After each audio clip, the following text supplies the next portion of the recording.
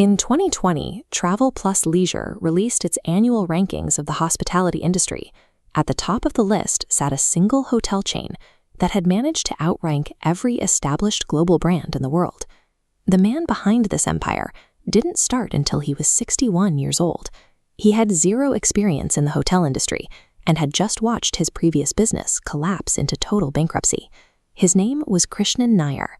As a 7-year-old boy in Kerala, he had stood outside the gates of the Mysore Palace, hoping for a glimpse inside. But because his father was a humble government peon, he was turned away at the gate. That rejection became his primary motivation. He resolved that he would eventually build a palace of his own, operating on the belief that in business, failure is merely a comma, never a full stop. This mindset was forged decades before his first hotel opened. As a young textile agent, Nair found a lightweight cotton fabric dyed with indigo and turmeric. It was beautiful, but there was one major problem. The colors bled and merged whenever the fabric was washed. Nair didn't hide the flaw. He pitched it to American buyers as a new garment with every wash, claiming the shifting patterns were a deliberate feature of the natural dyes. The strategy worked. The fabric, known as bleeding madras, became a massive trend across the United States, appearing in everything from shirts to sports jackets. But success was fragile. In his late 50s, an import ban on machine parts effectively killed his manufacturing business. Nair was left with a negative net worth and a house on the verge of foreclosure. He spent his remaining funds on broken sewing machines from a liquidating factory and pivoted to using breathable cheesecloth for an urgent American clothing order. He realized that the market's shift toward casual wear mattered more than the sophisticated machines he had lost. By the following year, he had repaid every loan.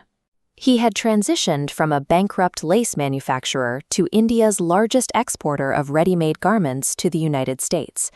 When Nair finally turned toward hotels at age 61, the industry was already dominated by century-old giants like Taj and Oberoi. They held the prime locations in the city centers, leaving no room for a newcomer. Instead of fighting for a spot downtown, Nair bought land next to the airport.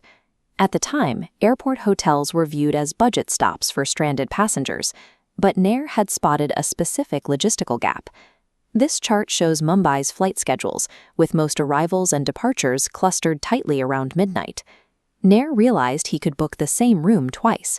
One guest checks out at 10 p.m., and an arriving passenger checks in 2 hours later. He applied this same logic to his most difficult project in Udaipur. He had built a hotel where guests were meant to arrive by boat, only for the lake's water to completely dry up, leaving a cracked lakebed just months before the grand opening. With his water entrance gone, he personally negotiated with multiple local families to buy small strips of their land. Within weeks, he had stitched together enough parcels to build an emergency road directly to the hotel's front door. To find customers, he looked directly across the water at the legendary Taj Lake Palace. He hired lighting experts to illuminate his building so brightly that it would catch the eyes of the wealthy guests staying at the rival hotel. The guests at the Taj began visiting the Leela for coffee, just to see what the glowing building was. By building where his rivals wouldn't, and marketing exactly where they were already looking, Nair began winning over their most loyal clients.